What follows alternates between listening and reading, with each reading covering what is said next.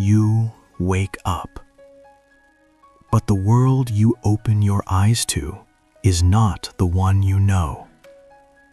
There are no borders the way you remember them. There is no United Nations. There is no free press. There is only one flag, and it hangs everywhere. It is 1945. The Allies have surrendered. The Third Reich controls Europe, North Africa, and large parts of the Soviet Union. The war is over. The nightmare is just beginning. Here is what history almost handed humanity. Your city has a new name. Your language has a new required vocabulary. Children in your neighborhood do not go to school to learn. They go to be shaped into soldiers, into believers, into instruments of a state that owns their future. Scientists who once cured disease are now building weapons. Architects are designing cities not for people, but for power. Albert Speer's plans for Germania called for a dome so large that clouds would form inside it. This was not fiction. The blueprints existed. System warning.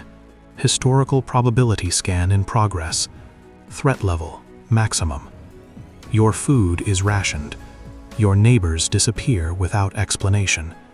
You do not ask questions. Asking questions is how people vanish. The Holocaust does not stop in 1945 in this timeline. It expands. The Generalplan Ost estimated 80 million people in Eastern Europe alone marked for elimination or forced displacement. 80 million. You are not allowed to love who you love. You are not allowed to read what you want. You are not allowed to think what you think, because the state has decided what truth is. Science slows down. Innovation requires freedom, requires disagreement, requires the ability to say, "This idea is wrong. Here is a better one." In a system built on absolute obedience, discovery dies quietly. The atomic bomb, developed by Jewish scientists who fled Europe, would never have been built. The space race would look very different. The internet you are watching this on right now, gone. System alert. Cultural and intellectual output projected to decline by 73% within 2 generations. Art becomes propaganda. Music is approved or banned. Jazz disappears from the earth.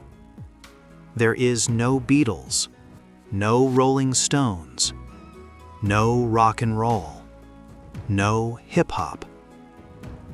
Silence, where creativity once lived. Resistance exists. It always does. Underground networks, hidden books, whispered radio signals. But they are small, isolated, and hunted. The United States, if it survives as a separate entity, is economically isolated. Not a Cold War between democracy and communism, between freedom and the most organized evil the modern world had ever seen. All empires built on violence crack. Always. Internal power struggles, economic strain, occupied populations who never stop resisting. These forces grind even the strongest machines down. The question is not whether it would have eventually fallen.